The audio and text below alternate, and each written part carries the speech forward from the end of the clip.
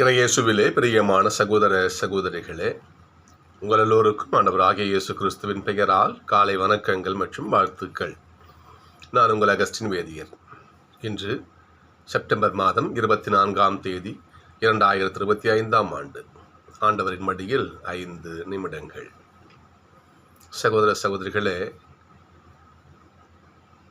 கடவுளுடைய இரக்கத்தை நாம் என்னவென்று சொல்வது?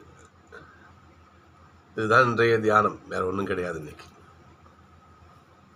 அசிரியாவினுடைய தலைநகரம் நினிவே.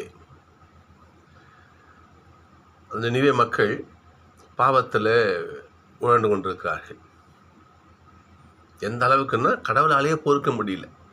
அந்த அளவுக்கு அவங்க பாவத்திலேயே உழண்டு இருக்கிறாங்க. அப்போது ஆண்டவர் என்ன பண்ணுறாரு, யோனாவை பிடிச்சி, யோனா நீ போ, நினிவேக்கு போயிட்டு அந்த மக்களுடைய பாவத்தை எடுத்து சொல்லு, நிறைய பேர் திருந்தி வாழ சொல்லு அனுப்பிச்சு வைக்கிறாரு. யோனா தப்பிச்சு போட பார்க்குறாரு. இருந்தாலும் அவர் ஆண்டவர் விடலை. நீ போ என்று சொல்லி அவர் தப்பிச்சு கடலில் குதிக்கிறாரு போயிட்டு. இருந்தாலும் ஒரு மீனவரை விழுங்கி நினிவேல போய் துப்பிடுது. போகிறாரு, பார்க்குறாரு, நினிவேல அந்த யோனா நிற்கிறாரு. என்ன பண்ணுறது? அப்போது கடவுள் நம்மளை விடமாட்டார். சரி, இப்போ என்ன பண்ணலாம்? கடவுள்கிட்ட அக்ரிமெண்ட் போடுறாரு. கடவுளே, நான் போய் என்ன பண்ணுறேன், உங்கள் வார்த்தையை சொல்கிறேன், நட்சத்திரத்தை அறிவிக்கிறேன். ஆனால் ஒரு கண்டிஷன். யார்? மனுஷன் கடவுள்கிட்ட கண்டிஷன் போடுறாரு. ஒரு ஒப்பந்தம் போடுறாரு பாருங்க. 40 நாள் அங்கே போய் நட்சத்திரத்தை அறிவிப்பேன். அந்த மக்கள் மனம் திரும்பலைன்னா இந்த நினிவே நகரத்தை நெருப்பு மழை பொழிஞ்சு நீங்கள் அழிச்சிடணும். இதுக்கு நீங்கள் ஒத்துக்கிட்டீங்கன்னா நான் போகிறேன் அப்படின்னு சொல்கிறாரு. தான் படைத்த ஒரு படைப்பு பொருள் படைத்தவருக்கே என்ன பண்ணுது? ஒரு ஒப்பந்த கண்டிஷன் போட்டு போகுது பாருங்க. கடவுள் ஒத்துக்கிறாரு. சரி போ, ஒத்துக்கிறாரு. யோனா போகிறாரு, போதிக்கிறாரு. மக்கள் மனம் திரும்ப தெரில. 40 நாள் முடிய போகுது. வந்து என்ன பண்ணுறாரு, கடற்கரை வட்டம் நின்றுறாரு. 41ஆம் நாள் இந்த நினிவே பட்டணம் அழிய போகுது.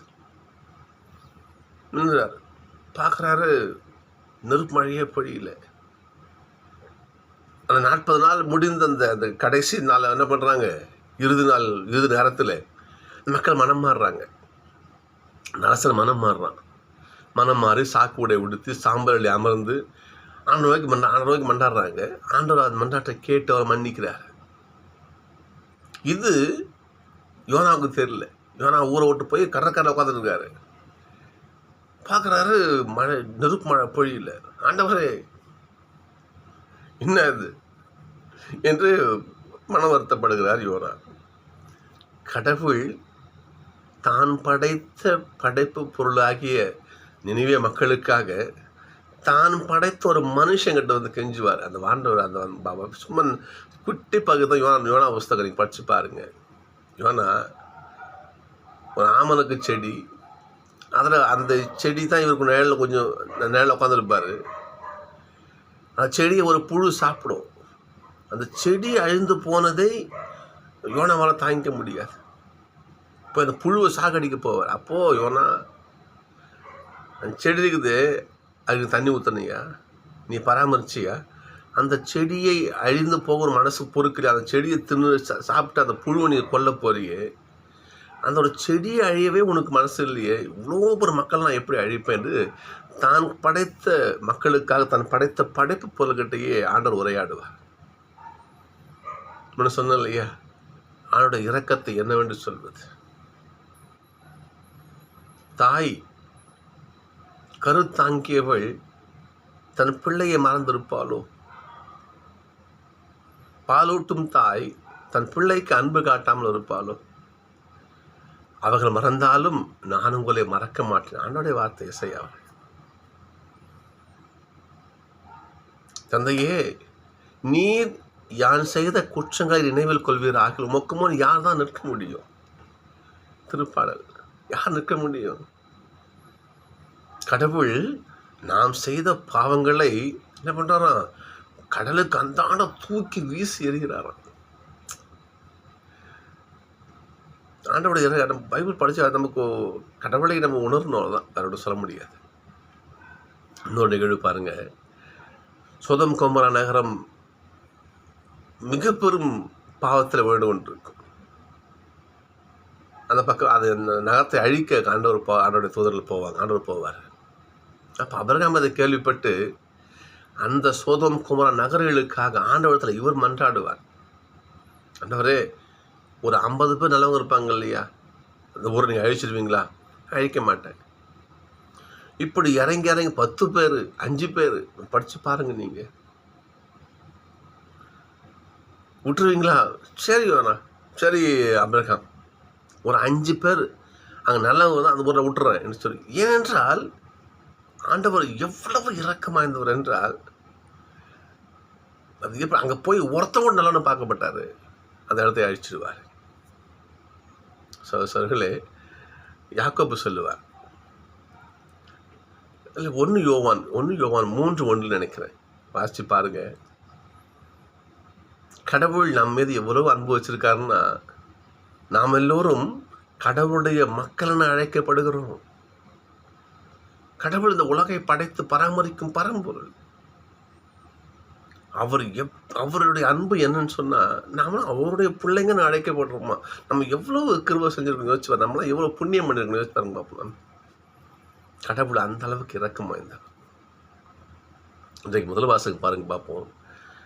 அதாவது எஸ்ரா என்ன பண்ணுறாரு, மனம் நெகிழ்ந்து ஆண்டவரை ஏற்றி போற்றாரு பாருங்க பார்ப்போம். நாங்கள் அடிமைகளாக இருந்தும் என் கடவுளாகிய நீர் எங்களை அடிமைத்தனத்துக்கு கையளிக்கல. எங்கள் பாவங்கள் என்ன பண்ணுறது, எங்கள் தலைக்கு மேலே விண்முட்டை நிற்குது எங்களுடைய பாவம். அந்த அளவுக்கு நாங்கள் ஒரு பாவம் செஞ்சுருக்கிறோம் ஆண்டவரே. நீங்கள் என்ன பண்ணுறீங்க, எங்களை அடிமை கையளிக்காமல் காபந்து மண்ணி கூட்டின்னு உங்களுடைய எருசலேம் நகரத்தில் தங்க வச்சிருக்கீங்க, உங்களுடைய நகரத்திலேயே தங்க வச்சிருக்கீங்க பாருங்க. எங்களுக்கு உங்களுடைய கிருபை என்னன்னு சொல்கிறது. சகோதரர்களே, ஆண்டோடைய இரக்கம், ஆண்டோடைய பொறுமை, ஆண்டோடைய அவருடைய பரிவு என்பது ஓசையாக வாசிக்கணும். நான் எந்த அளவுக்கு அவன் மேல் அன்பு காட்டினேனோ அந்த அளவுக்கு என்னை விட்டு பிரிஞ்சு போகிறதுலேயே அவன் குறியா இருந்தான். இருந்தும் நான் இஸ்ரேல் மக்களை விட மாட்டேன், என்னை விட்டு போக விட மாட்டேன். அவர்கள் முன் சுவர் எழுப்பி தடுத்து என் பிள்ளைகளை நான் காபந்து வச்சா கூட வச்சுக்குவேன். யார் சொல்லுவார் சொல்லுங்க பாப்போம். கடவுளுடைய இரக்கம். இப்ராஹிம் குழந்தையா இருந்த பொழுது நான் அவன் கூட இருந்தேன், அவனை காபந்து பண்ணேன், அவன் பக்கமாய் சாய்ந்து உணவு ஊட்டினேன். ஓசையை வாசிச்சு பாருங்க 6ஆம் அதிகாரத்தில். அவன் பக்கம் சாய்ந்து நான் கடவுள் பரம்பொருள், நான் அவனுக்காக குனிந்து இறங்கி அவனுக்கு சாப்பாடு கொடுத்தேன், அவனுக்கு நான் காபந்து பண்ணேன். ஆனால் எந்த அளவுக்கு அவன் அன்பு கொண்டு இருந்தேனோ அந்த அளவுக்கு என்னை விட்டு விலகி போகிறதுலையே அவன் குறியா இருக்கிறான் என்று ஆண்டவர் வருத்தப்படுவார். பிலிப்பி வாசிச்சு பாருங்க பார்ப்போம். கடவுள் தன்மையில் விளங்கிய அவர் அந்த நிலையிலேயே இல்லாமல் அடிமை கோலம் பூண்டு மனுஷனா பிறந்து நமக்காக சிலுவையில் தோங்கினாரு. அவனோட இரக்கத்தை என்னன்னு சொல்றது? அதோட இரக்கம் பெரிது. இன்றைக்கு நல்லா யோசிச்சு பாருங்க பார்ப்போம். பாவத்திற்கு அதிபதி ஆண்டவர், பாவத்தை அடக்குகிறவர் ஆண்டவர், பாவத்தின் மேல் அதிகாரம் செலுத்துகிறவர் ஆண்டவர். ஆனால் பாவப்பட்ட ஜென்மமாகிய நமக்கு அந்த பாவத்தை அதிகாரம் செலுத்துகின்ற பொறுப்பையும் ஆண்டவரை கொடுக்கிறார். நம்மளும் பாவிங்க, பாவிகளும் பாவி, பெரும் பாவிகள் நாம. இந்த மனுஷ ஜென்மத்தை என்ன பண்றாரு, அந்த பாவத்துக்கு மேல அதிகாரம் செலுத்தும் மாபெரும் பொறுப்பில் நம்மையே ஆண்டவர் வைக்கிறாரு பாருங்க பார்ப்பாங்க. நீ நட்சதி பாருங்க. இன்னைக்கு சிலர் 12 அழைக்கிறாரு, பேய்களை எல்லாம் அடக்கவும் பிணிகளை எல்லாம் போக்கவும் வல்லமையும் அதிகாரமும் கொடுக்கிறாரு. கடவுளோட இரக்கத்தை என்னன்னு சொல்றது? பேய்கள் மேல அதிகாரம் கொண்டவர் யார்? ஆண்டவர். நோய்கள் மேல் அதிகாரம் கொண்டவர் ஆண்டவர். சரிங்களா? அந்த அதிகாரத்தை சாதாரண மனுஷ ஜென்மத்திற்கு பகிர்ந்து கொடுக்கிறார் பாருங்க. அந்த நிகழ்ச்சிக்கு நீ போய் செய்ப்போம். யார் செய்வா? அவரோட இரக்கத்தை என்னன்னு சொல்றது? நாம என்ன பண்றோம்? அவருடைய இரக்கத்தை புரிஞ்சிக்க மாட்டோம். திருப்பாடல பாருங்க பார்ப்போம். என்றென்றும் வாழும் கடவுள் போற போற்ற நம்ம மறக்கிறோம். நம்ம அவருக்கு நன்றி கூற மறக்கிறோம். நம்ம திருப்பாடல் பல்லவி பார்க்கணும். நம்ம என்றும் வாழும் கடவுள் போற்றி. ஆண்டவர் தண்டிக்கிறார், இரக்கமும் காட்டுகிறார். பாதாளத்தின் ஆழத்திற்கே தள்ளுகிறார். என்று அவரே பேரழிவிலிருந்து தூக்கி விடுகிறார். ஒரு தாய் தம் பிள்ளையை கண்டிக்கும் பொழுது, ஒரு அம்மா தம் பிள்ளையை அடிக்கும் போது பார்த்துருக்கீங்களா நீங்கள்? நம்ம அடி வாங்கியிருப்போம். அம்மா என்ன பண்ணுவாங்க, தன் பிள்ளையை ஒரு கையில் பிடிச்சிக்குவாங்க, ஒரு கையில் அடிப்பாங்க. ஏன் தெரியுமா? அம்மாவுடைய அன்பு யாரும் ஏன் தெரியுமா? நம்ம சொல்லுங்கம்மா, வச்சு பார்த்துருக்கீங்க நீங்கள்? என் பிள்ளைய நான் கண்டிப்பேன், என் பிள்ளைய நான் திருத்துவேன், என் பிள்ளை அடி வாங்கி தப்பு பண்ணுறான், நல்ல வகையில் திருந்தி வரும், நான் கண்டிப்பேன். ஆனால் என் பிள்ளைய நான் விட்டுற மாட்டேன். ஒரு கையில் பிள்ளைய பிடிச்சிக்குவா. என் பிள்ளை என்னை விட்டு போகக்கூடாது. என் பிள்ளை என் உசுறு, நான் என் பிள்ளை விட்டு போகக்கூடாது. ஆனால் நான் கண்டிப்பேன். ஒரு தாய்மையோட சதா மனுஷரோட தாய்மையை எப்படி இருந்தால் ஆண்டவர் யோசிச்சு பாருங்க பார்ப்போம். ஆண்டவர் தம் இறக்கைகள் நம்ம தாங்கிக்கிட்டு போகிறாரா? கழுகு இறக்கைகள். ஐயோ ஆண்டவர் பதில் வாசித்து பார்க்கணும். நம்ம சர்களே, கடவுளுடைய இரக்கத்தை என்னவென்று சொல்வது. ஆனால் நாம் வாழும் இந்த காலத்தில் கடவுளை, அவருடைய இரக்கத்தை நாம் முழுமையாக நம்புகிறோமா? நம் வாழ்க்கை வாழ முழுக்க இன்றைக்கு எத்தனையோ பேர் பாருங்க பார்ப்போம், நம்மளே வெளிப்படையாகவே சொல்லலாம், இல்லை நம்ம செய்கிறத நம்ம மறைச்சி என்ன பண்ண சொல்லுங்க பார்ப்போம்.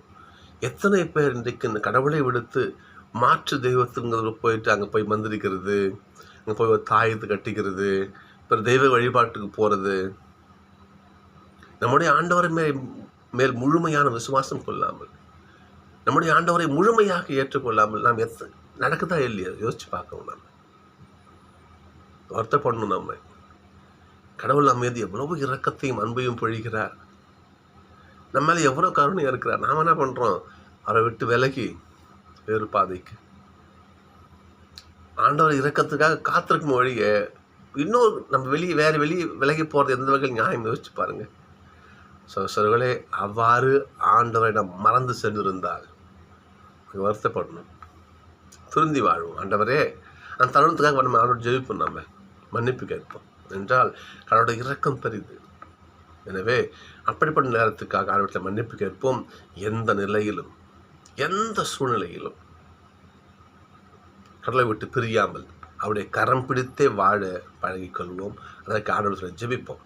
நிச்சயமாக கடவுள் சொல்வது, காலம் தாழ்த்தினாலும் கடவுளை கரையேற்றுவார். நாளை சந்திப்போம்.